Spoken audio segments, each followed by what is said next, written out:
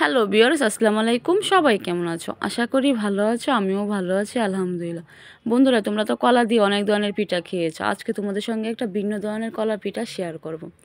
এখানে আমি 3-4 পানা কলা নিয়েছি। কলার খোসাগুলো এভাবে ছাড়িয়ে নিচ্ছি। বন্ধুরা, তোমরা ভিডিওটা শেষ অবধি দেখবে, ভালো লাগলে লাইক কমেন্ট শেয়ার করবে।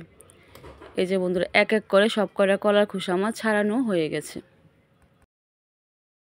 এক এক করে সব কটা কলা আমি চটকিয়ে নিচ্ছি। কলাগুলো ভালো করে চটকাতে হবে। এই যে বন্ধুরা, সব কটা কলা আমার চটকানো হয়ে গেছে।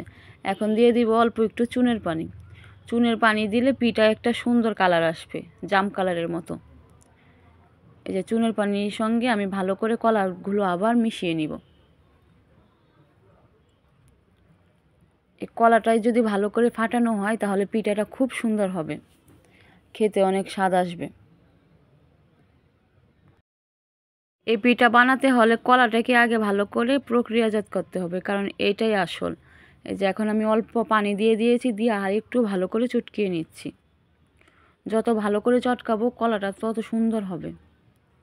এই যে আমার হাত লেগে গিয়েছে, এখন আমার আম্মাকে দিয়েছি। বিশাল কষ্ট এই পিঠাটা বানাতে গেলে, কিন্তু খেতে অনেক স্বাদ। এই যে ভালো করে চটকিয়ে নিচ্ছে। এই যে এখন পানিটা ঝরিয়ে নিচ্ছি, এই পানিটাই হয়েছে মেন। এই কলাগুলো 2-3 বার চটকিয়ে পানিটা নিতে হবে। এই যে একটা বড় হাঁড়ি বসিয়েছে, হাঁড়িতে পানিটা ঢেলে দিচ্ছে।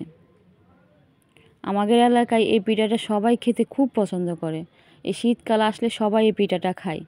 এই যে আমার আম্মা আবার চটকিয়ে নিচ্ছে। এই পিঠাটা রাতে বানাতে হবে, সকালে উঠে সবাই নাস্তা করবে। এই যে আবার পানিটা ঢেলে দিচ্ছে। এই শীতকাল আসলে সবার ঘরে ঘরে এই পিঠাই থাকবে। এই যে পানিটা উতলিয়ে গেছে, উপরে যে একটা কলার কষ থাকে, আটা থাকে, সেটা চামচ দিয়ে সেঁকে নিচ্ছে। দিয়ে দিচ্ছি লবণ, দিয়ে দিচ্ছি আখের গুড়। পিঠাগুলো বানানোর জন্য একটা খামির করে নিচ্ছি, দিয়ে দিচ্ছি স্বাদ মতো লবণ। এই যে চুলায় বসিয়েছি কলার পানি আর গুড়ের পানি, সেটা দিয়ে এই খামিরটা করতে হবে, তাহলে একটু একটু মিষ্টি লাগবে। এই যে আমার আম্মা খামিরটা করে নিচ্ছে।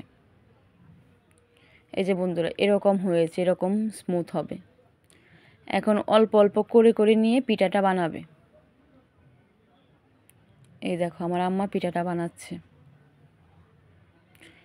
এভাবে বানাতে হবে, আর গরম গরম হাঁড়িতে দিতে হবে।